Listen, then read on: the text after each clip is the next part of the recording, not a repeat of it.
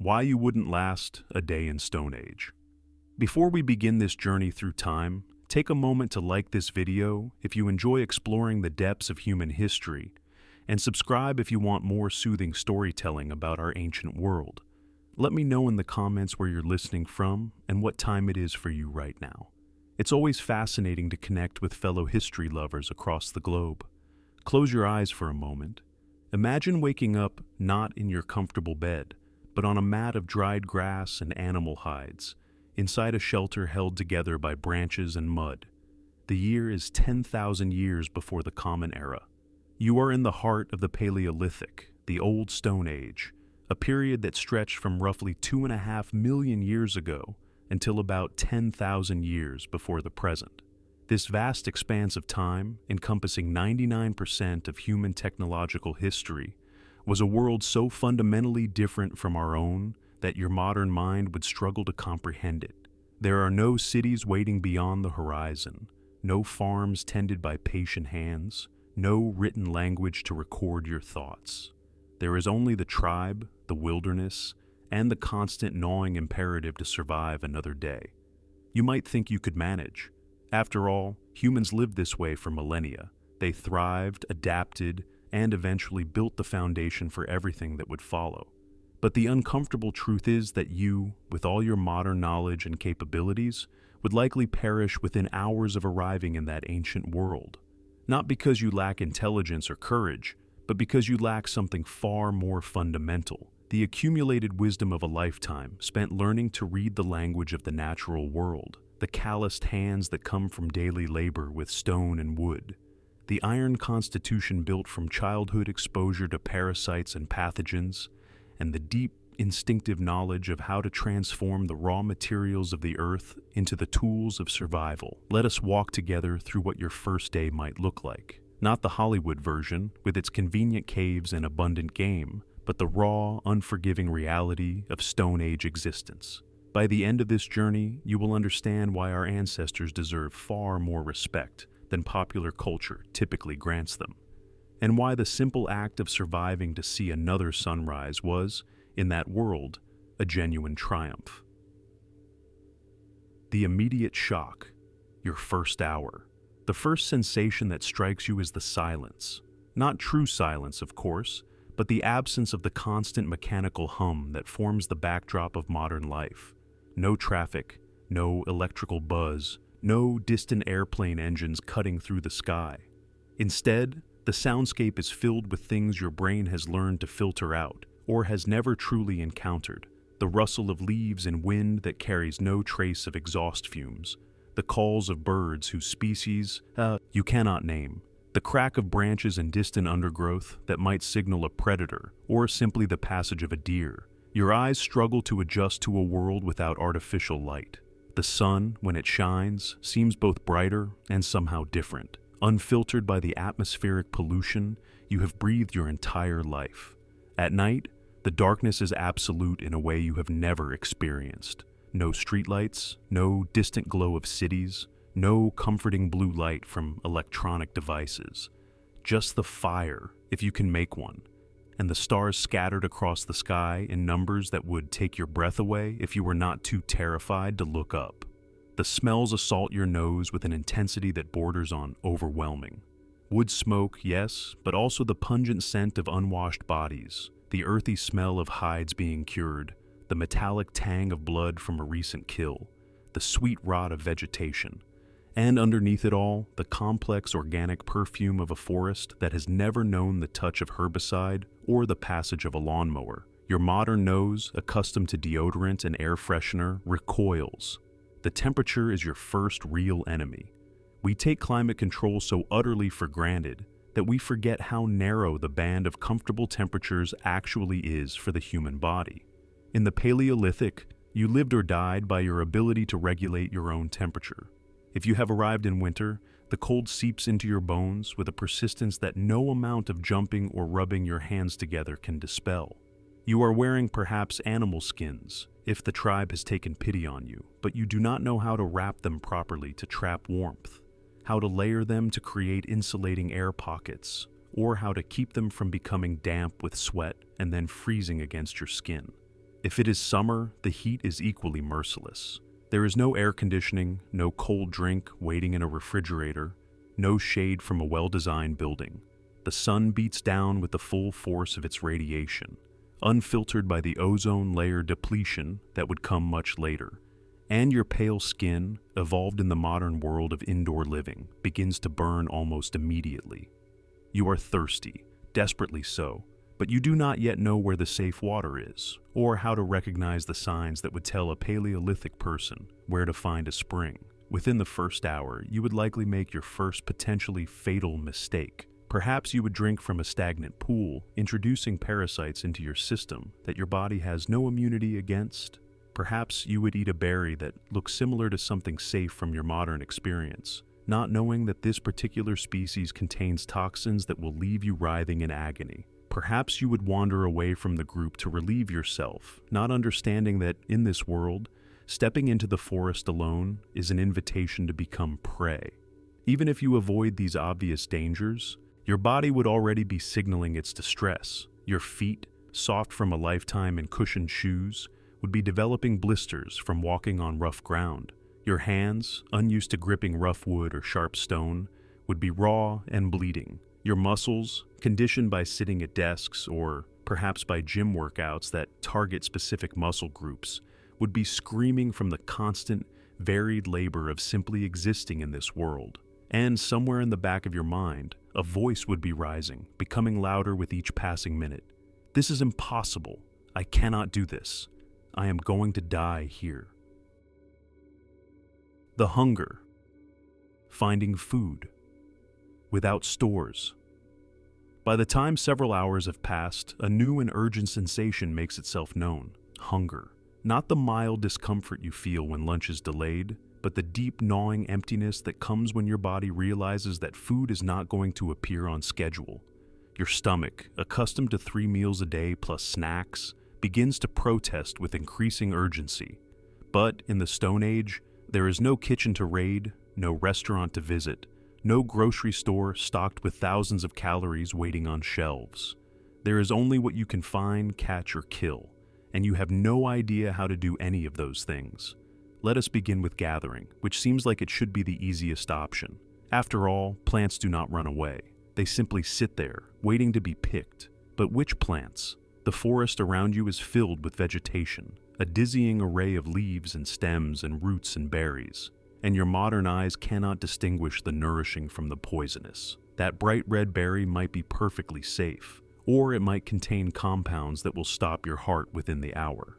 That root that looks like a carrot might provide essential calories, or it might be a water hemlock, one of the most toxic plants in the northern hemisphere, which will cause violent seizures followed by death. The Paleolithic people around you move through this same landscape with confidence, plucking specific leaves, digging for particular roots, knowing exactly which tree produces edible nuts and which parts of the plant are safe to consume. This knowledge was not instinctive. It was learned painstakingly over generations, passed down from parent to child, through observation and instruction, refined by the occasional tragedy when someone made a mistake.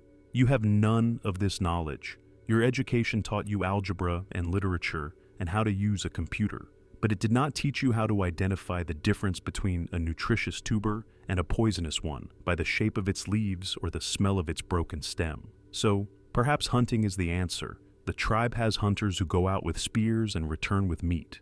But you quickly realize that hunting is not, as movies might suggest, a matter of walking into the forest and easily dispatching an animal. First, you must find the animal, and prey species have evolved over millions of years to avoid being found. They are alert, their senses finely tuned to detect the slightest disturbance. Your modern feet, crashing through underbrush with all the subtlety of an elephant, announce your presence long before you get close enough to see anything worth hunting. Even if you do spot prey, you have no weapon that you know how to use. The spears the hunters carry were crafted with great care over many hours, their stone points napped from flint through a technique called flint napping that requires years of practice to master. The wooden shaft was selected from a specific type of tree, dried properly to prevent warping, and balanced carefully so that it flies true. You could not make such a weapon if your life depended on it, which, in this scenario, it does. And even if someone handed you a perfect spear, you would not know how to throw it effectively. The motion is not intuitive.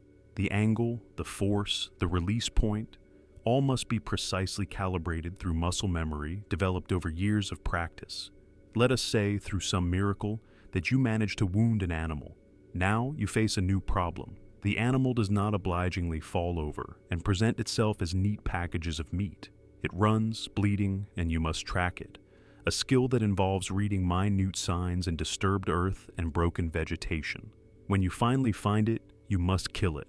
A process that is far more difficult and unpleasant than your experience with grocery store meat has prepared you for. And then you must butcher it, separating meat from bone and hide, knowing which parts are good to eat and which are likely to harbor parasites. Doing all of this with stone tools that, in your untrained hands, slip and cut, and make a mess of what should have been an efficient process. Fishing might seem easier, but the Paleolithic people who fish successfully are using techniques developed over countless generations. They know where the fish gather at different times of day, what bait to use, how to craft hooks from bone, or construct traps from woven branches. They can read the water, understanding from the ripples and shadows where the fish are hiding. You see only water and, occasionally, a flash of scales that disappears before you can react. The brutal mathematics of caloric intake versus expenditure are working against you. Even if you manage to gather some edible plants or catch a fish, you are burning far more energy in your panicked, inefficient movements than you are consuming. The human body, that marvelous machine, requires approximately 2,000 calories per day to maintain basic function, and significantly more if you are engaging in the constant physical labor that characterizes Stone Age existence. Every hour that passes without adequate food weakens you further. Your blood sugar drops. Your thinking becomes foggy. Your movements turn sluggish. Starvation, if it goes on long enough, is not a sudden thing, but a gradual dimming of all your systems until, eventually, they simply stop. By the end of your first day, you would likely have consumed nothing except perhaps some water and maybe a few bitter roots that left you wondering if they would make you sick. Your stomach would be cramping, your energy levels would be plummeting, and the knowledge that tomorrow you must face this same impossible task would fill you with a despair you have never known. The simple question, "What's for dinner?" would reveal itself as one of humanity's most fundamental and difficult challenges. The elements, shelter and fire. As the sun begins its descent toward the horizon, a new urgency grips you. You need shelter, not the abstract, "it would be nice to have a roof over my head" kind of need, but the visceral, "if I do not have protection from the elements, I may not survive the night" kind of need. The temperature is already dropping, and you can feel it in your bones. Your modern body, accustomed to thermostats and insulated walls, has no real defense against the cold. The Paleolithic shelters you see around you are marvels of practical engineering, but they would not look impressive to your modern eyes. They are not the spacious caves of popular imagination. While some tribes did use caves when available, caves were often already occupied by cave bears, massive creatures that could weigh up to a ton and did not appreciate human intrusion. Most Paleolithic peoples constructed temporary shelters from the materials at hand. These structures might be simple lean-tos, frameworks of branches leaned against a fallen log or wedged between trees, covered with bark, large leaves, or hides to keep out wind and rain. More elaborate versions consisted of circular or oval frames made from bent saplings, their ends buried in the ground, creating a dome that was then covered with hides or thatched with grass and reeds. In some regions, particularly in Eastern Europe where wood was scarce but megafauna were abundant, people built shelters from the bones of woolly mammoths, using the massive skulls and long bones as structural supports, with hides stretched across for walls and roof. You look at these structures and think, "I could build that," but you cannot. First, you do not know which types of wood to use. Some species are too brittle, others too flexible, still others too heavy. The Paleolithic builder knows from experience which materials will serve which purpose. Second, you do not know how to properly secure the structure. Without rope, which requires making cordage from plant fibers, another skill you lack, everything must be lashed together with strips of sinew or bark tied in knots that will hold under stress. Third, you do not understand the principles of weatherproofing. You might stack bark or leaves on your frame, but without knowing how to overlap them properly, how to angle them to shed water, how to weigh them down so wind does not strip them away, your shelter will fail at the first storm. Let us say you manage, through trial and error, to construct something that vaguely resembles a shelter. It is drafty, lopsided, and not particularly waterproof, but it exists. Now you face an even more critical challenge: fire. Fire is everything in the Paleolithic world. It provides warmth, protection from predators, light in the darkness, a means to cook food and make it safer to eat, and a center for social bonding. Without fire, your chances of survival drop precipitously, but making fire without matches or lighters is extraordinarily difficult. The Paleolithic peoples you are with know several methods. The most reliable is probably the bow drill, a technique that uses friction to generate heat. The setup involves a wooden drill shaft, a flat piece of wood called a fireboard with a notch carved in it, a handheld socket to bear down on the top of the drill, and a bow with a cord that wraps around the drill shaft. By drawing the bow back and forth, you spin the drill rapidly against the fireboard. The friction creates wood dust that gradually heats up until, if you do everything right, it forms a tiny glowing ember. Watching someone do this, it looks almost easy. The practiced hands move smoothly, the drill spins evenly, smoke begins to rise, and within a few minutes, there is an ember that can be transferred to a nest of dry tinder and gently blown into flame. But when you try, everything goes wrong. The drill pops out of its socket, the cord slips. Your hands, soft and uncalloused, blister almost immediately. Your downward pressure is either too light, creating smoke but no ember, or too heavy, which slows the drill and generates less heat. Your bow strokes are uneven, starting and stopping, failing to maintain the steady rhythm necessary to build heat. After 30 minutes of exhausting effort, you have nothing but sore hands and the beginning of a blister. You try again and again. Your arms shake with fatigue. The light is fading. The temperature continues to drop. You can see the campfire of the tribe in the distance, bright and warm and utterly beyond your reach, because you cannot replicate the simple act of making fire that humans have been doing for at least 300,000 years. There are other methods you might try.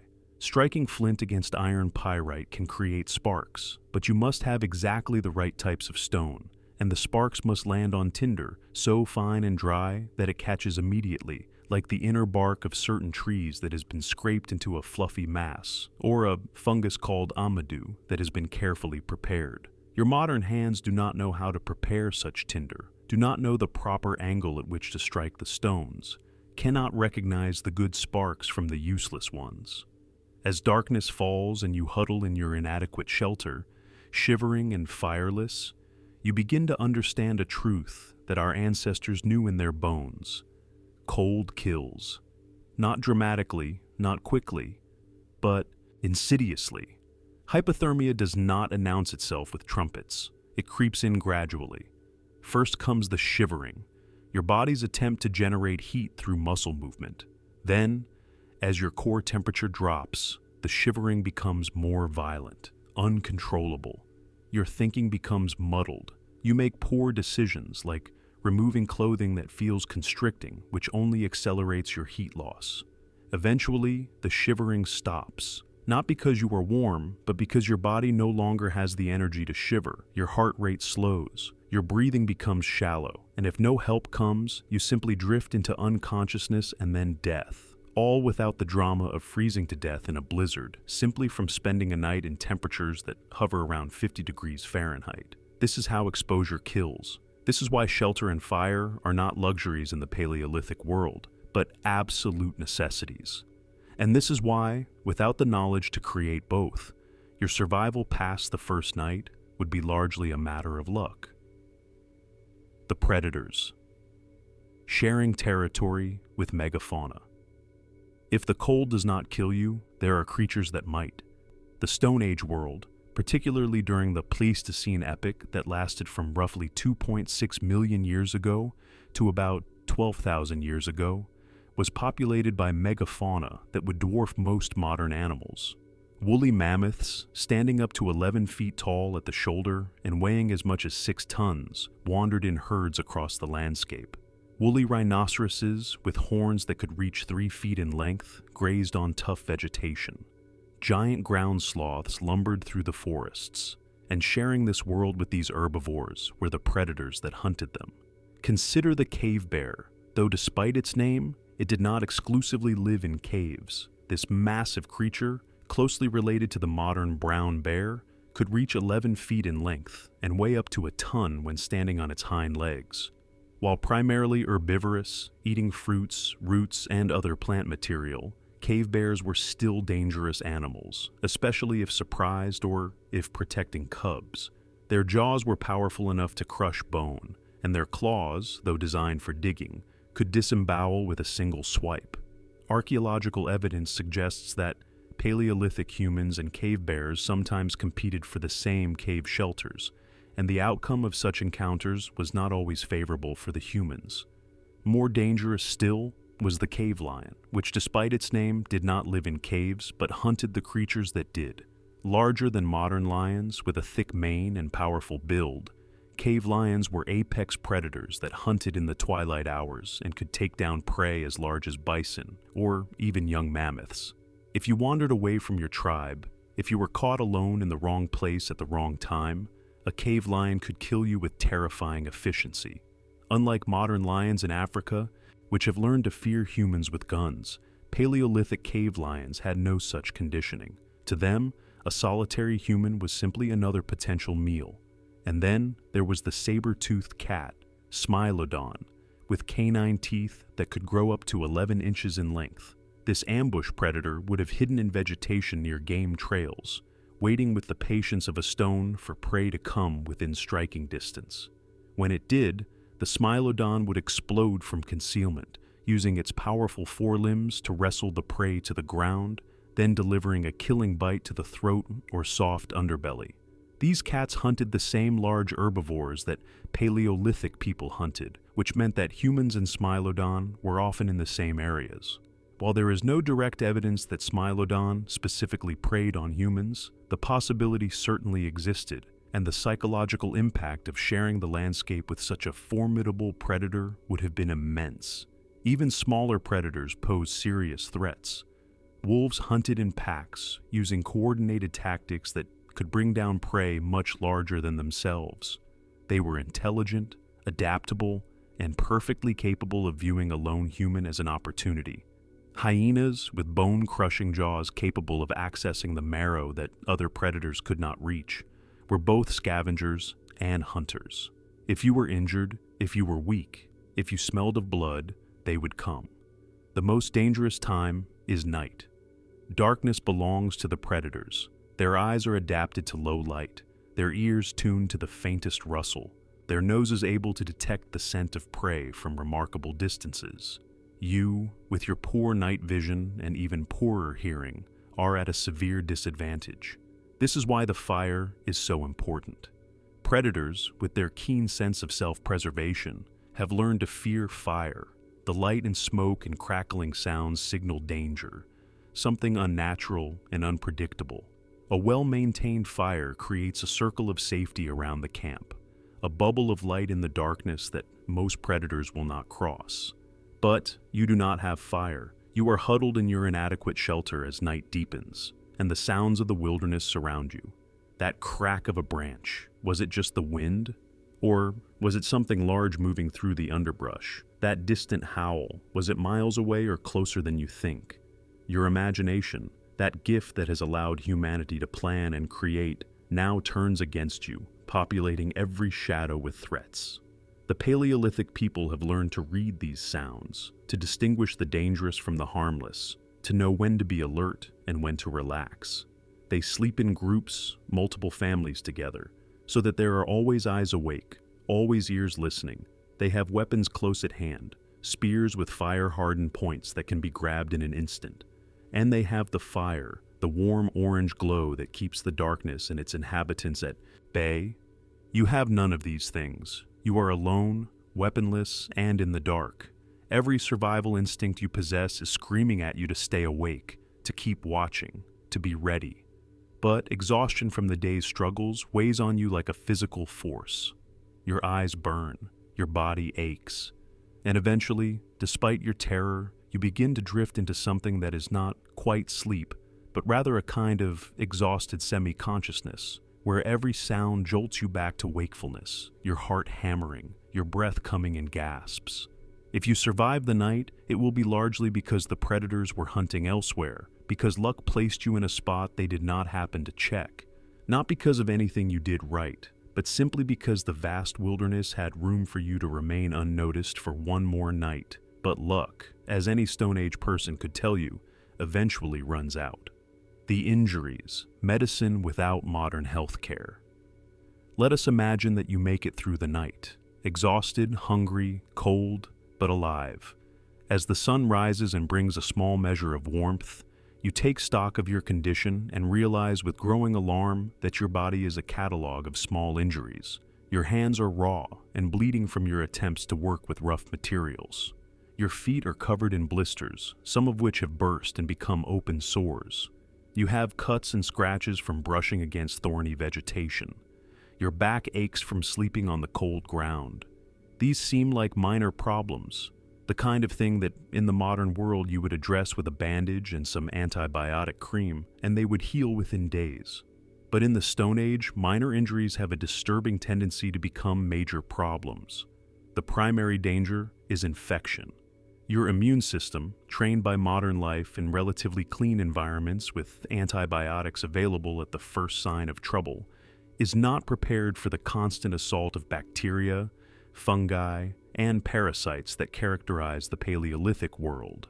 Every open wound is a potential entry point for pathogens, and without proper care, even a small cut can fester and spread. Consider those blisters on your feet. In the modern world, they would be annoying but manageable. Here, as you continue to walk on rough ground because there is no other option, they burst and become raw, weeping sores. Dirt gets into them. Bacteria begin to colonize. Within a day or two, the skin around the sores becomes red and swollen, hot to the touch. Red streaks begin to creep up your leg, a visible sign that the infection is spreading through your lymphatic system. This is called cellulitis, and without antibiotics, it can become sepsis, a system-wide infection that sends your body into shock and can kill you. Or perhaps you develop an infected tooth, something that happened with disturbing frequency in the Paleolithic world, despite the fact that Stone Age people generally had better dental health than their agricultural descendants. The pain is excruciating, a constant throbbing that makes it impossible to eat or sleep. The infection forms an abscess, a pocket of pus that swells your face grotesquely. If it ruptures inward rather than outward, the infection can spread to your brain, causing meningitis and death. In the modern world, this is treated with a root canal or extraction plus antibiotics. In the Stone Age, you suffer and hope that it resolves on its own, which it sometimes did, but often did not. The Paleolithic people did have medical knowledge, accumulated over countless generations of observation and experimentation. They knew which plants had properties that could help with pain, fever, or inflammation. Archaeological evidence from Neanderthal dental plaque has revealed traces of yarrow and chamomile, bitter plants with little nutritional value but known medicinal properties, as well as compounds that may have come from poplar, which contains salicylic acid, the natural version of aspirin. They knew how to set broken bones, encasing the injured limb in a cast of clay that hardened as it dried. They could perform basic surgical procedures, including trepanation, drilling holes in the skull to relieve pressure from head injuries, or perhaps to treat conditions they attributed to evil spirits. But this knowledge was not universal, and more importantly, you do not have it. You cannot identify yarrow or chamomile by sight. You do not know how to prepare them into a form that would actually provide medicinal benefit. You cannot set your own broken bone, assuming you even survived the initial trauma of the break. And many Stone Age remedies, while sometimes effective, were also dangerous if administered incorrectly or in the wrong dosages. Even if you avoid infection, the sheer physical toll of Stone Age life would accumulate damage faster than your body could repair it. Paleolithic skeletons show evidence of remarkable wear and tear: osteoarthritis from constant heavy labor, bone fractures that healed poorly, leaving the person with permanent disabilities, dental wear from chewing tough, gritty food, and signs of nutritional deficiencies during times when food was scarce. The average person, if they survived childhood, might live into their 60s or even 70s if they were fortunate, but those years would be marked by chronic pain, reduced mobility, and the accumulated effects of a lifetime of physical stress. One of the most significant dangers you would face is parasites. The Paleolithic world was teeming with them. Intestinal worms, contracted from eating undercooked meat or drinking contaminated water, would take up residence in your gut, stealing nutrients and leaving you weak and anemic. Lice would infest your hair and clothing, causing constant itching and potentially transmitting diseases. Ticks, attached to your skin during your travels through vegetation, could carry pathogens that cause fevers and neurological problems. Without modern, anti-parasitic drugs, you would simply have to live with these invaders, your body fighting a constant defensive battle that sapped your strength and vitality. The psychological impact of dealing with constant pain and illness without the hope of real medical intervention would be crushing.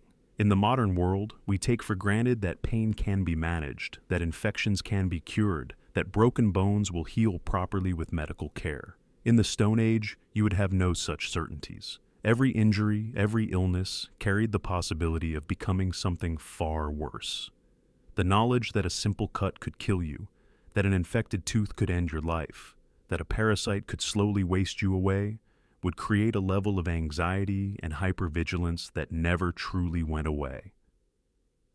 The skills gap. What you don't know will kill you. By now, if you have somehow managed to survive this long, you would be beginning to realize the fundamental problem. The gap between what you know and what you need to know is a chasm so wide that it cannot be crossed in a day, a week, or even a year. The Paleolithic people around you possess a depth and breadth of practical knowledge that puts your modern education to shame. They are not, as popular culture sometimes portrays them, simple or primitive. They are masters of a complex web of skills that allowed humanity not just to survive, but to spread across nearly every environment on Earth. Consider flint knapping, the art of shaping stone into tools. To your eyes, a chunk of flint is just a rock. To a skilled napper, it is raw potential waiting to be released. They understand the internal structure of the stone, how it will fracture when struck at particular angles with particular force. They know how to prepare a platform, the point where they will strike, to control the direction and size of the flake that breaks off. They can visualize the final tool shape in their mind and work toward it through a series of calculated strikes, each one removing material and bringing the stone closer to the desired form. The process involves multiple techniques: hard hammer percussion, using a stone hammer to remove large flakes; soft hammer percussion, using an antler or bone billet for more precise work; pressure flaking, using a pointed tool to carefully remove tiny flakes along the edge, creating a razor-sharp cutting surface. Each technique requires specific body positioning, specific hand movements, specific timing. Watch a master napper work, and you will see what looks like effortless efficiency. Try it yourself, and you will produce nothing but broken rocks and bleeding fingers. The same depth of knowledge applies to every other aspect of Stone Age life. Tracking animals requires reading a language written in disturbed earth, broken twigs, and faint scents. A skilled tracker can look at a footprint and tell you not just what animal made it, but how long ago, which direction it was moving, whether it was walking or running, whether it was healthy or injured. They can follow a trail that to your eyes is completely invisible, reading the signs in the landscape the way you might read a book. Making cordage, the strong cord necessary for everything from binding tools to making nets, involves harvesting plant fibers, processing them through soaking or pounding to separate the useful material from the woody parts, then twisting them together in a specific pattern that creates strength. Different plants provide different qualities of fiber. Some are strong but stiff, good for structural lashings. Others are more flexible, better for creating the mesh of a fishing net. The Paleolithic person knows which plant to harvest and when, how to process it efficiently, how to twist the cordage so it holds under stress. Even gathering firewood is a skill. Not all wood burns equally. Some species provide steady, long-lasting coals, perfect for cooking. Others burn hot and fast, good for quickly warming cold bodies. Some woods produce a lot of smoke, useful for signaling or for smoking meat. Others burn relatively clean, better for indoor fires. Dead wood must be at the right stage of dryness. Too green and it will not burn well, too rotten and it falls apart. The Paleolithic person can assess a potential piece of firewood at a glance, knowing without thinking whether it is worth collecting. Weather prediction, essential for planning hunts or knowing when to seek shelter, is based on careful observation of clouds, wind direction, animal behavior, and plant responses. The Paleolithic person notices details that you miss entirely. The way birds fly lower before a storm, the smell of rain on the wind long before the first drops fall, the closing of certain flowers when pressure drops.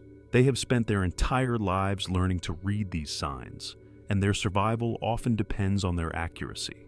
Navigating through unmarked wilderness requires an intimate knowledge of landmarks, seasonal changes in the landscape, and the ability to maintain a mental map of large territories. The Paleolithic person knows every significant tree, every distinctive rock formation, every reliable water source within their tribal range. They understand how shadows change with the season, how to use the stars for orientation at night, how to backtrack by memory even when the path is not obvious. And then there are the social skills, equally important for survival. Knowing how to read the moods and intentions of your tribe members, how to participate in shared labor without causing conflict, how to share resources according to complex social rules, how to pass knowledge to the younger generation through story and demonstration. The Paleolithic world is not just a physical environment to be navigated, but a social one as well, with its own rules and expectations that you, as an outsider, would not understand.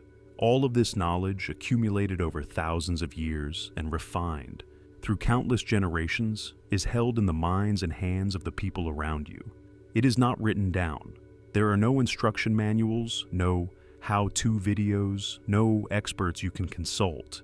Everything must be learned through observation, practice, and often painful trial and error. And you have none of it. You are, despite your modern education and intelligence, as helpless as an infant, unable to perform the most basic tasks necessary for survival. The psychological toll, your mind in survival mode. There is another dimension to your suffering that we have not yet fully addressed. The psychological impact of living in constant survival mode. Modern humans, particularly those in developed nations, live in an environment of relative safety and predictability. We face stress, certainly, deadlines and bills and relationship problems, but we do not face the immediate visceral fear of death that characterized the Paleolithic experience. That difference would take a profound toll on your mental state. The first thing you would notice is the constant state of hypervigilance. Your nervous system, designed by evolution to respond to threats, would be in overdrive. Every sound, every movement at the edge of your vision, every unexpected sensation would trigger a flood of adrenaline. This is the fight or flight response, and it is exhausting. In the modern world, we experience it briefly during moments of acute stress, then return to a baseline of relative calm. In the Stone Age, that baseline does not exist. You are always on alert, always scanning, always ready to react. This state of chronic stress has measurable physical effects. Your cortisol levels would be elevated, which suppresses your immune system, making those infections we discussed earlier even more dangerous. Your sleep, already disrupted by cold and discomfort, would be further fractured by anxiety. Even when exhaustion finally claims you, your sleep would be light and fragmented, your brain refusing to fully shut down, because to do so might mean missing the sound of an approaching predator. The loss of certainty would gnaw at you constantly. In the modern world, you plan your days, your weeks, even your years. with a reasonable expectation that those plans will unfold. You know when you will eat next because you can see the food in your refrigerator. You know where you will sleep because you have a home. You know that if something goes wrong, there are systems in place to help you. Emergency services, hospitals, social safety nets. Strip all of that away, and you are left with nothing but the present moment and a future that is terrifyingly uncertain. Will you find food tomorrow? You do not know. Will the weather turn deadly? You cannot predict it with any accuracy. Will you step on a snake, drink contaminated water, encounter a predator, or simply make one of 1,000 possible mistakes that could end your life? Every decision becomes fraught with potentially fatal consequences, and you lack the knowledge to make informed choices. This profound uncertainty would create a level of anxiety that never subsides, a weight on your chest that makes it difficult to breathe. The social isolation would be equally devastating. Even if the tribe has accepted your presence, you are not truly one of them. You do not speak their language fluently, if at all. Their jokes, their stories, their songs all pass over you without comprehension. The subtle social cues that govern interaction, the gestures and expressions that communicate volumes, are lost on you. You are functionally alone, surrounded by people but unable to truly connect with them. Humans are social creatures, evolved to live in tight-knit groups where everyone knows everyone else. This isolation, this inability to form meaningful bonds, would create a deep loneliness that compounds all your other suffering. You would also be dealing with grief for the life you have lost. Every modern comfort, every convenience, every person you knew and loved, all gone beyond any hope of recovery. In the modern world, we have frameworks for processing grief: therapy, support groups, time off from work to heal. In the Stone Age, there is no such luxury. You must continue to function, to work, to contribute, or you risk being cast out. Your grief would have to be swallowed, pushed down, dealt with in stolen moments when you were alone, which only makes it fester. The trauma of witnessing death, something most modern people are largely sheltered from, would be a regular occurrence. Death in the Paleolithic world was not hidden away in hospitals or funeral homes. It happened in the open, and it happened often. Children died from disease or injury. Adults died from accidents, from predators, from complications in childbirth, from infections that started small and became systemic. The old and the weak were sometimes left behind when the tribe moved, a pragmatic decision when resources were scarce and mobility was essential for survival. You would witness this suffering, this death, with no cultural framework to process it except the one the tribe provides, which you barely understand. Some researchers suggest that Stone Age people may have actually had better mental health in some ways than modern humans, particularly regarding conditions like depression and anxiety disorders. Their lives, while harsh, had purpose and meaning. They were deeply connected to their community and to the natural world. They did not face the existential questions and abstract worries that plague modern minds. But you are not a Stone Age person. You are a modern mind trapped in a Stone Age situation. And that disconnection would be torturous. Your sense of self would begin to fragment. In the modern world, your identity is built on your job, your education, your possessions, your relationships, your accomplishments. None of that matters here. You are not valued for your knowledge of history or your ability to use a computer or your college degree. You are valued, if at all, for what you can contribute to the survival of the group, and in that metric, you are failing spectacularly. This erosion of identity, this realization that everything you built your sense of self upon is meaningless in this context, would create a profound crisis. If you survived long enough, you might begin to experience a strange transformation. The constant fear would dull into a kind of resigned acceptance. The hypervigilance would become your new normal. You would stop thinking about the future in abstract terms and focus only on the immediate. Where is the next meal coming from? Where will I sleep tonight? How can I stay warm? This narrowing of focus is both a coping mechanism and a kind of death of your former self. You would be becoming someone else, someone shaped by necessity rather than choice. someone harder and simpler and more focused on the elemental business of survival. But that transformation, if it happened at all, would take months or years. And you do not have months or years. You have only this day, this terrible, endless day, and your mind, pushed beyond its limits, would be fracturing under the strain. The social challenge, tribe dynamics, and belonging.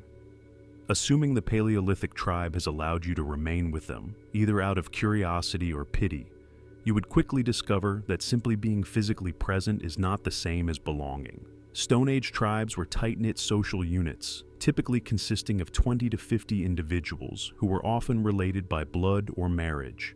These were people who had known each other their entire lives, who understood the intricate web of obligations and relationships that bound the group together. You are an outsider, and that status would color every interaction. Communication would be your first major barrier. The tribe speaks a language that bears no relationship to any modern tongue you know. It is not just a matter of different words for the same concepts. Their language may divide up the world in ways your language does not. They might have a dozen words for different types of snow or different qualities of stone, but lack words for concepts you consider basic. Without language, you cannot ask questions, cannot learn, cannot explain yourself or your situation. You would be reduced to gestures and pointing, like a child, and you would be treated accordingly. Even if you began to pick up their language, learning a few words through repetition and context, the deeper meanings would elude you. Stone Age peoples often had rich oral traditions, complex mythologies, and nuanced social rules that were embedded in language. A single word might carry implications about relationships, about status, about proper behavior that you would not grasp. You would make mistakes, violate taboos you did not know existed, and offend people without meaning to. Your lack of contribution to the group would be a constant source of tension. In a Stone Age tribe, everyone contributes according to their abilities. Men typically hunted, crafted tools, and provided protection. Women gathered plant foods, processed hides, made clothing, and cared for children, though these divisions were not absolute and varied between cultures. Children helped with whatever tasks they could manage. The old, even when they could no longer participate in heavy labor, contributed through knowledge, teaching the young, telling stories that passed on cultural wisdom. You, despite being an adult, contribute nothing. You cannot hunt effectively. You are a poor gatherer, bringing back plants that are worthless or even poisonous. You do not know how to process hides or make clothing. You cannot craft useful tools. You are, from the tribe's perspective, a drain on resources. Every bite of food you eat is food taken from the mouths of productive members. Every spot by the fire you occupy could be occupied by someone who earned it. This would create resentment, not necessarily expressed openly. Tribal cohesion often discouraged open conflict, but visible in subtle ways. People would avoid you. When food was distributed, you would receive a smaller portion or the least desirable parts. When decisions were made about where to camp or when to move, your input, even if you could express it, would be ignored. You would exist at the very bottom of the social hierarchy, below even the children, who at least had the potential to grow into productive adults. The tribe might tolerate you for a while, perhaps out of a sense of obligation if they believed you were touched by spirits or had some special status they did not understand. But tolerance has limits. If food became scarce, if the winter was harsh, if the tribe faced threats that required everyone to pull their weight, the calculus would change. In the brutal arithmetic of survival, you were a liability, and liabilities in the Stone Age were often abandoned. Being cast out from the tribe was essentially a death sentence. A lone human in the Paleolithic wilderness had almost no chance of survival. You would have no one to share the burden of keeping watch at night, no one to help with the constant labor of finding food and maintaining fire, no one to care for you if you became ill or injured. The social nature of humanity is not just a pleasant aspect of our species, it is fundamental to our survival strategy. We survived and thrived not because we were individually formidable, but because we worked together. If you remained with the tribe, you would be under constant pressure to prove your worth. Perhaps you could find some niche, some way to contribute that, played to whatever strengths you possessed. Maybe your modern knowledge of mathematics could translate into being particularly good at calculating fair divisions of resources. Maybe your experience with abstract thinking could make you a valuable problem solver. But more likely, these skills would have no application in the Stone Age context. You would simply be a burden, tolerated perhaps, but never truly accepted, never truly one of them. The emotional impact of this rejection, this constant awareness that you are not wanted, that you are seen as less than, would compound all your other suffering. Humans need social connection, need to feel valued and included. Without it, even physical survival feels hollow. You might survive in the sense of remaining alive, but you would not be truly living. You would be existing on the margins, an eternal outsider in a world that has no place for you. The long game. If you somehow survived, let us engage in an unlikely hypothetical. You survived the first day, and the second, and the third. Perhaps through a combination of luck, the charity of the tribe, and sheer stubborn refusal to give up, you managed to persist long enough to begin the slow, painful process of adaptation. What would that look like? The first thing you would need to do is learn to observe. Truly observe, not just see. Watch how the experienced hunters move through the forest, where they place their feet, how they use the wind to approach prey. Study how the gatherers select plants, what they look for, what they avoid. Pay attention to how tools are made, how fires are started, how shelters are constructed. Every action performed by a Paleolithic person is a lesson if you have the eyes to see it and the humility to learn. This learning process would be measured in years, not weeks or months. Consider that Paleolithic children who grew up immersed in this knowledge from birth did not become fully competent at all necessary survival skills until they reached adulthood. You are starting from far behind them, with ingrained modern habits that work against you. Your soft hands would need to develop calluses, your weak muscles to strengthen, your unfocused senses to sharpen. This physical transformation would hurt. There would be no shortcuts, no way to accelerate the process, only time and repetition. You would need to make peace with discomfort. The Paleolithic people around you are not comfortable in the modern sense. They are often cold, often hungry, often in pain, but they do not dwell on it. Discomfort is simply the baseline condition of existence. They endure without complaint because complaining changes nothing.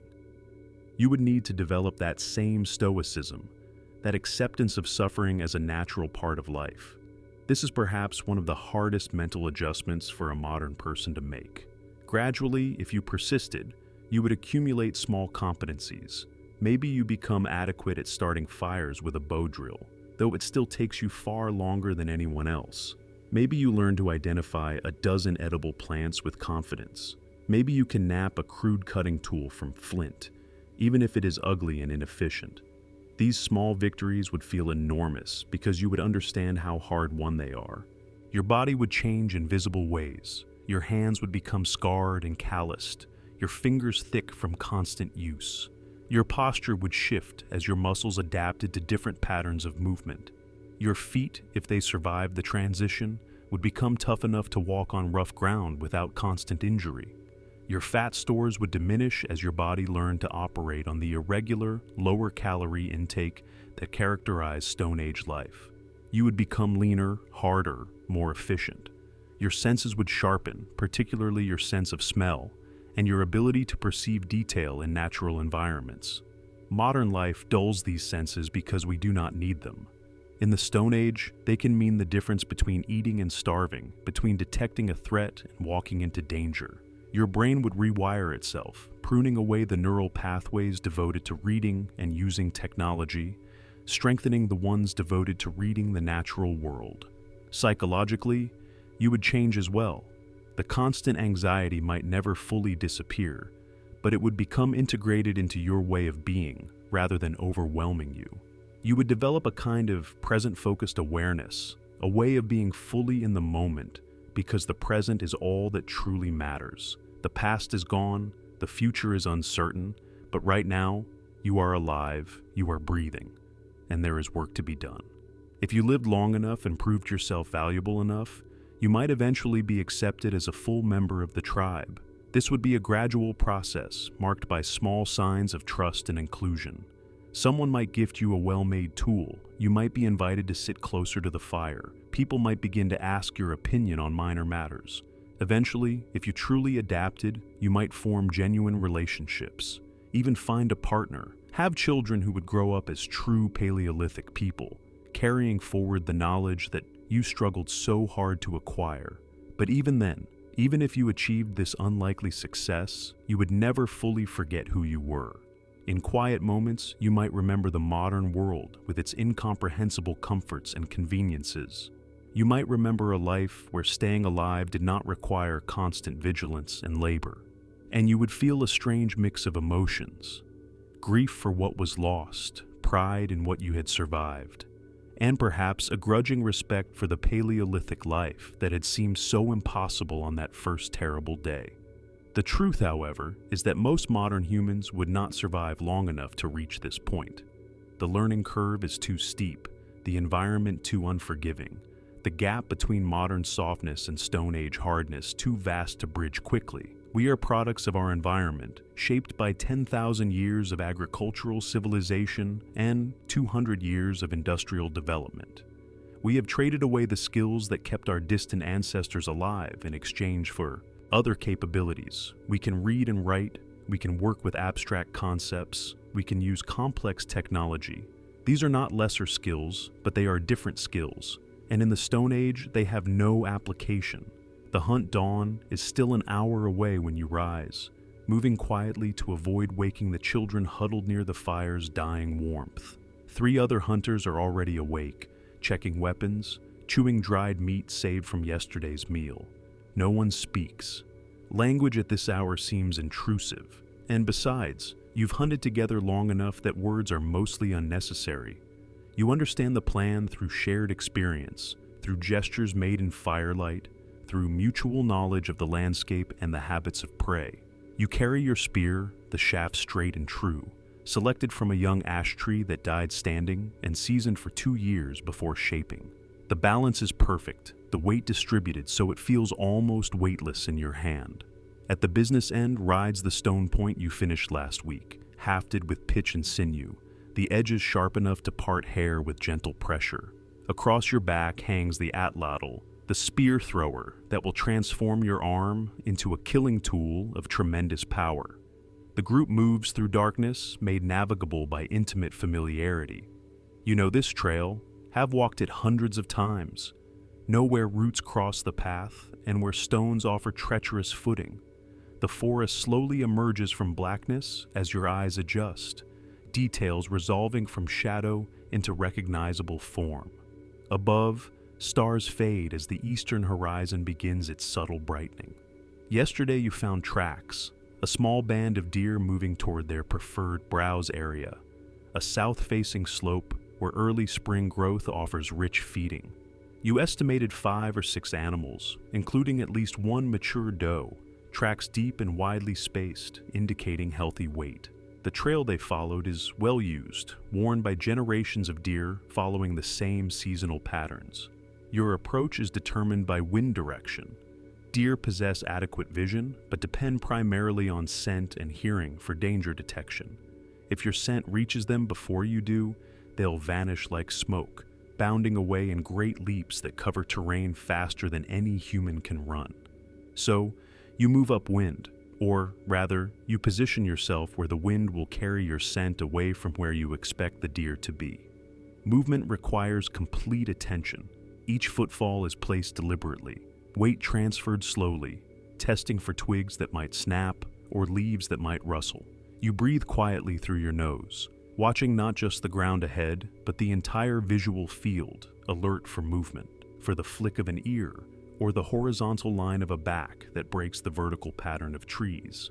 You're practicing what some researchers call persistence hunting, though that term encompasses several distinct strategies. True persistence. Hunting involves tracking an animal for hours or even days, following its trail at a pace it cannot maintain, running it to exhaustion in the heat of midday when prey animals must stop to cool themselves or die from overheating. This technique works in open country, in savannas and deserts where tracks remain visible and prey cannot easily hide. But in forested terrain, a different approach serves better. You're ambush hunting, using knowledge of animal behavior to position yourself where deer will appear, then waiting with the patience of stone. The best ambush sites are places where deer must pass through narrow corridors, game trails that funnel movement, water sources they visit predictably, feeding areas they cannot resist. As gray dawn light strengthens, you reach the chosen position, a slight rise overlooking the slope where deer should emerge to feed. You settle into the base of a large tree, arranging yourself to break your human outline, becoming part of the landscape. The others space themselves along the slope, invisible from your position, but placed to intercept deer that might avoid your location. Now comes the hardest part, waiting. Minutes stretch. Your legs begin to ache from stillness. A mosquito lands on your neck and you let it feed rather than risk movement. Birds wake and begin their morning chorus, tentative at first, then building to full-throated celebration of survived night. A squirrel chatters alarm from somewhere behind you, perhaps spotting one of the other hunters, then falls silent. The sun breaks the horizon, sending golden light sliding through the forest, illuminating morning mist that rises from damp ground. And then, there, movement at the forest edge. A single deer steps into view, a young doe, moving cautiously, ears swiveling, testing the air. She takes a few steps, lowers her head to browse, raises it again to look around. Behind her, 2 more deer emerge, then another. Your heart accelerates, but you remain frozen. They're slightly beyond optimal range, perhaps 40 paces, and deer are wary creatures, liable to bolt at any moment. You wait, hoping they'll move closer as they feed. One of them does, gradually working up the slope, pulling at the tender shoots that have drawn them here. 30 paces, 25. You slowly, incrementally reach for the atlatl, hooking your fingers through the leather loops that give purchase. The atlatl is a revolution in projectile technology, a simple stick about the length of your forearm, with a hook or socket at one end that engages the base of your spear. When thrown, the atlatl acts as an extension of your arm, effectively lengthening it and therefore increasing leverage and power. A spear thrown with an atlatl can fly twice as fast as one thrown by hand alone, can cover double the distance, hits with tremendous force. The mechanics are precise. You position the spear on the atlatl, the base seated against the hook, the shaft resting along the length of the throwing stick. Your grip on the atlatl is firm but not tense, fingers through the loops, thumb providing stability. The spear and atlatl become a single unit, an extension of your arm that ends in a stone point. The doe is 20 paces away now, broadside, focused on feeding. This is the moment. You rise smoothly, arm already moving through the throwing motion, weight transferring forward. The atlatl comes overhead and snaps forward, arm straightening, wrist breaking at the last instant to add final velocity. The spear launches, the atlatl's hook releasing it perfectly, and the shaft flies true, barely visible as it crosses the space between hunter and prey. The point strikes just behind the shoulder, angled forward toward the heart and lungs. The deer leaps, bounds twice, then collapses, legs folding, but you're not watching them. You're moving toward the fallen doe, another spear ready in case a second cast is needed to end suffering quickly. It's not necessary. The spear severed major blood vessels and possibly the heart itself. The deer is already dead or dying when you reach it, consciousness fading. You kneel beside the body, place a hand on the warm flank, and speak words of thanks.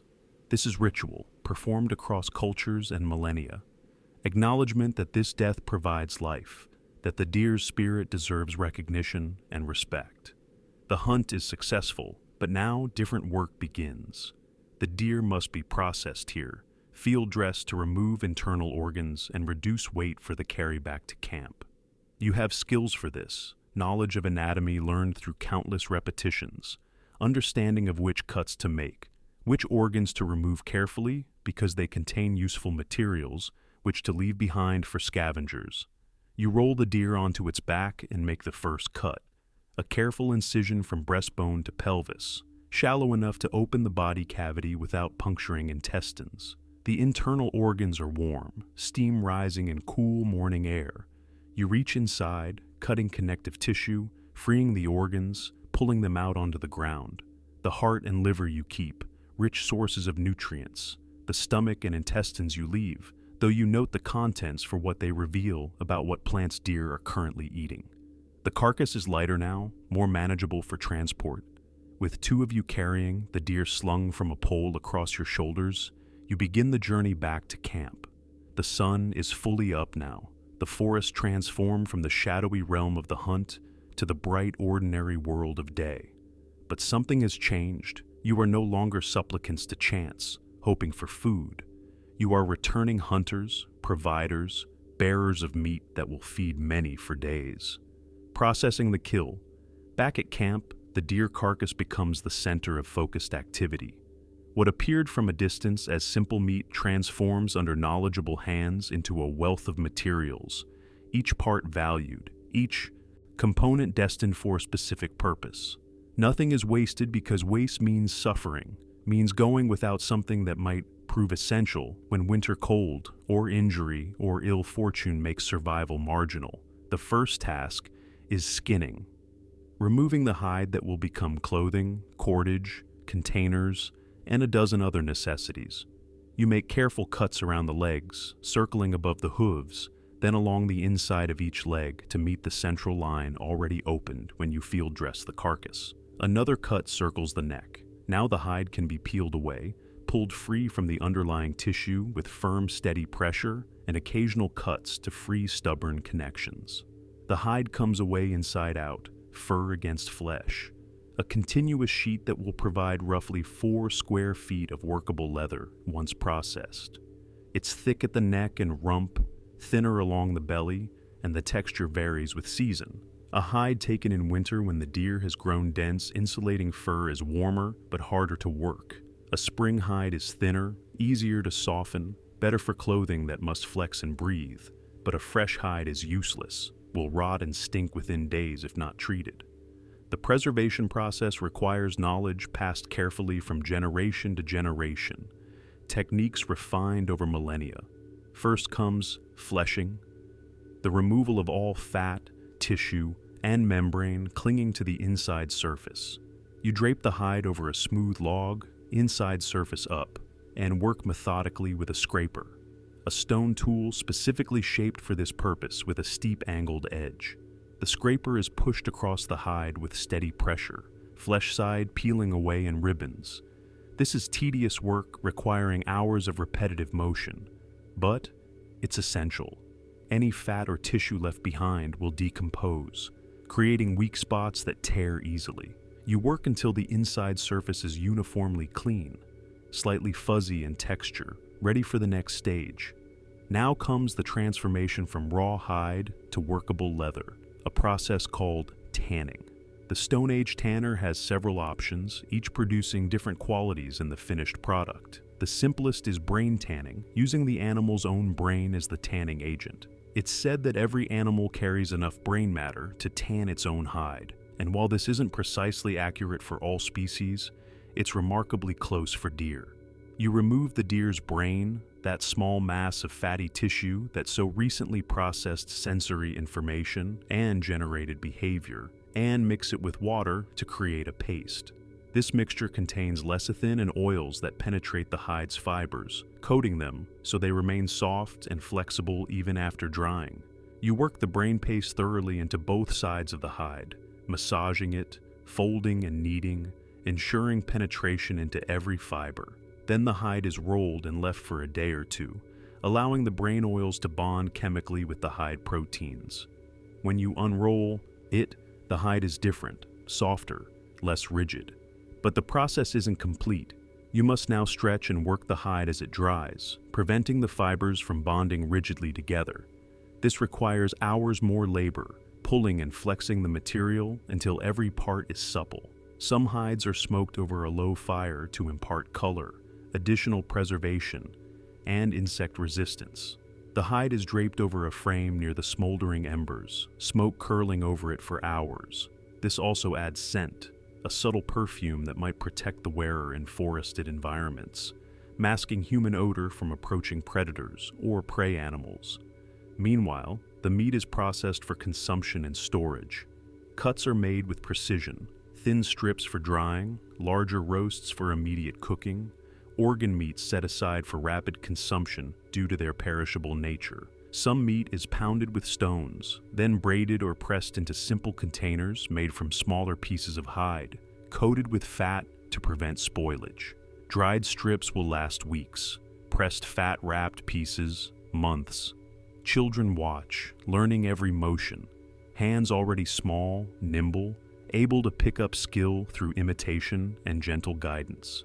They do not yet grasp the necessity of every step, the science behind each choice, but they feel it, absorb it, internalize rhythm and precision. Storytelling accompanies instruction. Tales of hunters who failed to preserve meat in winter, of families saved by careful observation, of animals whose behavior taught lessons about wind, terrain, and patience. Night falls. The fire, high now to ward off cold, illuminates the camp. Smoky air carries the mingled scent of cooked meat, drying hide and earth. The hunters sit quietly, hands resting, eyes reflecting the dancing flames. Words are few, much has been accomplished. But within silence, there is reflection, pride, and shared understanding. Life persists through knowledge, through skill, through careful application of human ingenuity against the indifference of nature. Tomorrow will bring new tasks, scouting, firewood collection, perhaps another hunt. But tonight, the camp is full, provisioned, prepared. Each member knows their role. Survival is not a singular act, but a web of practices, rituals, and insights. The deer provides life, but human skill ensures that life sustains the community. The cycle continues, each day a link in a chain that binds the living to the land, the present to the past, and humans to the enduring lesson of adaptation. As embers fade and stars blanket the sky, the camp rests. The children sleep, dreaming of footsteps in the forest. Elders watch the dying flames, recalling hunts long past. The hunters clean their tools once more, inspecting stone edges, checking sinew bindings, knowing tomorrow will test both. And somewhere, in the quiet, the pulse of survival continues. A rhythm older than memory, a lesson written not in words, but in action, skill, and persistence. Persist closing. Reflection. The distance we have traveled. As you lie there in your inadequate shelter, surviving through your first night in the Stone Age by a combination of luck and the tolerance of the tribe, you would have time to reflect on the journey humanity has taken. 10,000 years ago, your ancestors lived like this every day. They faced these same challenges, these same fears, these same dangers. And they not only survived, but thrived, spreading across the entire globe. Community and communication. Evening has come again, and the fire burns brightly, a small sun in the darkness. Around it, the band gathers as they have every evening for countless generations. There are perhaps 20 people here, from infants to elders. A group small enough that everyone knows everyone else intimately, large enough to accomplish the work of survival. This is the fundamental social unit of Stone Age humanity, the band. And within this circle of firelight exists a rich social world that belies any notion of prehistoric life as simple or brutish. The size of a band was not arbitrary but emerged from practical constraints and social dynamics. Too few people and essential tasks became difficult. Hunting large game required coordination. Childcare competed with food gathering. Illness or injury could devastate the group's capability. Too many people in the local environment could not support the population. Tensions multiplied. Decision-making became fractious. Somewhere between 15 and 50 people represented the sweet spot, though most bands hovered around 25 to 30. These were not static groups. Bands merged and split seasonally, came together for ceremonies or large hunts, exchanged members through marriage or voluntary movement. The social structure was fluid, emphasizing kinship ties that extended beyond the immediate band to create networks of relationships spanning entire regions. These networks provided crucial benefits. They allowed movement between territories during resource shortages, created alliances, facilitated the sharing of knowledge and technology, and maintained genetic diversity by preventing inbreeding. Decision-making within bands appears to have been largely egalitarian, at least compared to later stratified societies. Leadership existed but was situational and earned rather than inherited. An excellent hunter might lead hunts, his experience and success giving him authority in that context. An elder with deep plant knowledge might guide gathering expeditions and food processing. A skilled craftsperson might teach tool making and direct manufacturing activities. But none of these individuals held permanent power over others, and their leadership extended only as far as their competence in specific domains. Conflict resolution required mechanisms that maintained group cohesion because band survival depended on cooperation. Serious disputes might be resolved through group discussion, with elders mediating, working toward consensus. In extreme cases where consensus could not be reached, fission was the solution. The band split, with factions going separate ways. This social flexibility prevented conflicts from escalating to violence within the group, though violence between different bands certainly occurred, particularly over territory and resources. Sharing was fundamental to band economics. Food was distributed widely, not hoarded by those who obtained it. A successful hunter shared meat with everyone, knowing that others would share with him when his luck failed. This reciprocal altruism made sense in an environment where success was unpredictable and individual food storage was limited. Better to build social capital through generosity than to watch meat rot while others went hungry. But sharing was not indiscriminate. Complex informal systems allocated portions based on contribution, need, and social status. The hunter who made the kill received choice portions. Elders received shares even when they no longer contributed directly to food acquisition, their past contributions and current knowledge justifying support. Children received shares proportional to their needs. Those who consistently failed to contribute when capable might find themselves receiving smaller portions or facing social censure. Communication within bands occurred through multiple channels. Verbal language was primary, and Stone Age humans possessed fully modern language capability, able to express abstract concepts, describe past and future events, convey complex technical information. The specific languages they spoke are lost, leaving no written record, but we can infer their sophistication from the complexity of behaviors they enabled. Language allowed teaching of technical skills that could not be learned through observation alone. The sequence of strikes required to produce a specific tool form, the processing steps for preparing hides, the seasonal timing of plant availability, the behavioral patterns of prey animals, all of this information was encoded in language and transmitted across generations. Language also enabled planning, allowing bands to discuss future actions, coordinate complex activities, and adjust strategies based on changing circumstances. But communication was not limited to verbal language. Stone Age peoples were masters of nonverbal communication.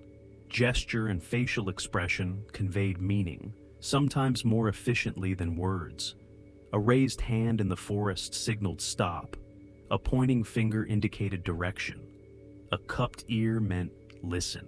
These silent signals were essential during hunts when spoken language might alert prey. Visual symbols extended communication across time and space. Cave art, painted and etched on stone walls in sheltered locations, represented one of humanity's most remarkable achievements. The meaning of these images remains debated. Were they religious, shamanic, educational, or simply aesthetic? Likely they served multiple purposes. Some clearly depicted animals with remarkable anatomical accuracy, perhaps teaching young hunters to recognize species and their anatomy. Others showed geometric patterns, possibly symbolic or abstract. Still others depicted human figures, handprints, scenes that might represent events or stories. The act of creating art itself had social dimensions. The work often occurred in special locations, sometimes deep within caves requiring deliberate effort to reach. Thus, pigments, ochres, charcoals, manganese had to be gathered and prepared. The images endured across generations, creating continuity with ancestors, marking territory, perhaps serving as focal points for ritual gatherings. Music and rhythm pervaded Stone Age life, though direct evidence is limited because most instruments were perishable. Bone flutes have been found at archaeological sites, simple tubes with finger holes drilled along their length, capable of producing musical scales. These instruments required sophisticated understanding of acoustics to produce pleasing tones, suggesting music was valued beyond simple noise-making. Rhythm instruments were even more basic, and thus more common. Anything could serve as a percussion instrument. Stones struck together, sticks beaten against logs, hides stretched tight and drummed upon. Clapping hands, stamping feet, vocalizations all created rhythm. And rhythm served crucial functions beyond entertainment. It coordinated group activities, with work songs timing collective efforts. It accompanied dancing, which was both recreation and ritual. It entered trance states during shamanic ceremonies, the repetitive beats inducing altered consciousness. Storytelling represented perhaps the most important form of communication, serving as education, entertainment, and cultural preservation rolled into one. Around the fire at night, elders recounted stories that encoded survival information in memorable narrative form. The tale of the foolish hunter who ignored weather signs and got caught in a storm taught weather observation. The story of the woman who found water during drought encoded information about hidden springs and reading the landscape. The legend of ancestors who migrated from distant lands preserved geographic knowledge about places the band might never visit, but might need to know about. Stories also created group identity, distinguished one band from another, established territorial claims and historical continuity. The rock formation visible from camp wasn't just a stone, it was where the sky spirit descended in ancient times, where ancestors sheltered during the Great Flood, a landmark charged with meaning that made it memorable and navigation-worthy. Humor existed in the Stone Age as it exists now, providing social bonding and stress relief. People laughed at pratfalls and told jokes, teased each other in friendly ways, found amusement in incongruity and absurdity. The specific content of Stone Age humor is lost, but human nature suggests it probably involved some combination of physical comedy, sexual innuendo, and gentle mockery of social pretensions, the same themes that create laughter today. Children's play served educational purposes while appearing purely recreational. Boys wrestled and played hunting games, developing physical skills and learning coordination that would be essential later. Girls created pretend camps and played with dolls made from scraps, practicing domestic skills and childcare. Both genders helped with real tasks as they matured, gradually taking on adult responsibilities under supervision until competence was achieved. The relationship between children and adults was likely closer and more constant than in modern industrial societies. Children accompanied adults on most activities, learning through observation and imitation. There was no formal schooling, no separation between education and life. Learning happened constantly through immersion in adult activities and through the stories and teachings shared during rest periods. Elderly individuals held special status despite no longer contributing maximum physical labor. Their knowledge accumulated over lifetimes made them valuable, and their presence provided living memory spanning half a century or more. An elder who had survived multiple cycles of drought and plenty, who remembered the locations of rarely used water sources or disaster shelters, who could identify plants that most people encountered only once in a lifetime, was a repository of survival information worth protecting and consulting. As the fire burns down to coals and people begin to drift toward shelters and sleeping areas, the social bonds forged and maintained through communication remain as important as any tool or shelter. Humans survived not primarily through individual prowess, but through cooperation enabled by sophisticated communication. The band around the fire is not just a collection of individuals, but a superorganism. Its effectiveness multiplied by the web of relationships, shared knowledge, and coordinated action that communication makes possible, adapting to every environment from Arctic tundra to tropical rainforest. They were not superhuman. They were simply human, with the same basic physiology and brain capacity that you possess. What they had that you lack is not genetic superiority, but knowledge, practical, hard-won, carefully preserved knowledge about how to live in the world without the cushion of technology. That knowledge was their inheritance, passed from parent to child through demonstration and story, refined over countless generations, until it became almost instinctive. We have lost that knowledge, or most of us have. We traded it for something else, the knowledge of how to build civilizations, how to grow food systematically, how to create art and literature and philosophy, how to unlock the secrets of the universe through science. This was not a bad trade. Civilization has brought us incredible things, has reduced suffering in many ways, has given us capabilities our ancestors could never have imagined. But it has also made us soft. We are utterly dependent on systems we barely understand and cannot maintain as individuals. If those systems failed, if we were somehow stripped of all our technology and conveniences, most of us would be as helpless as you are in this Stone Age camp. We have become specialized to our modern environment, and that specialization, while it serves us well in our world, would be a fatal weakness in theirs. There is a lesson in this, and it is not that we should romanticize the past or wish to return to Stone Age living. Life in the Paleolithic was brutally hard. It was short, painful, and filled with constant threats. The archaeological record makes this clear in the bones of our ancestors, evidence of healed fractures, of arthritis and dental disease, of violence and privation. This was not a paradise from which we have fallen. It was a crucible that tested every human life to its limits. The lesson, rather, is one of humility and respect. Humility about our own capabilities, an acknowledgement that without the web of modern support systems we take for granted, we would be lost. And respect for those who came before, who built the foundation on which all our modern achievements rest. They were not primitive in any sense that implies inferiority. They were masters of their world, possessing knowledge and skills we have forgotten, surviving and even finding joy in circumstances that would break us. As you finally drift into an exhausted sleep, your body aching and your mind reeling, you carry with you a new understanding. Survival is not a given. Comfort is not a right. Every meal, every warm bed, every moment of safety is built on the accumulated knowledge and labor of countless others. And the gulf between then and now, between Stone Age and modern age, is not just measured in years or technology. It is measured in everything we have forgotten how to do with our own hands, everything we have given up in exchange for the lives we now lead. The Stone Age is not just a chapter in a history book. It is the foundation of human experience, the crucible in which our species was forged. And while you would not last a day in that world, not really, not without help and luck and the tolerance of those who knew what they were doing, there is still something valuable in imagining it, in understanding just how far we have come, and in recognizing what was required to get here.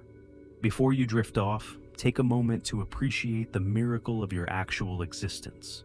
The warm bed you will return to after this story ends, the food waiting in your kitchen, the medicine in your cabinet, the light at the flip of a switch, the safety from predators that you never even think about.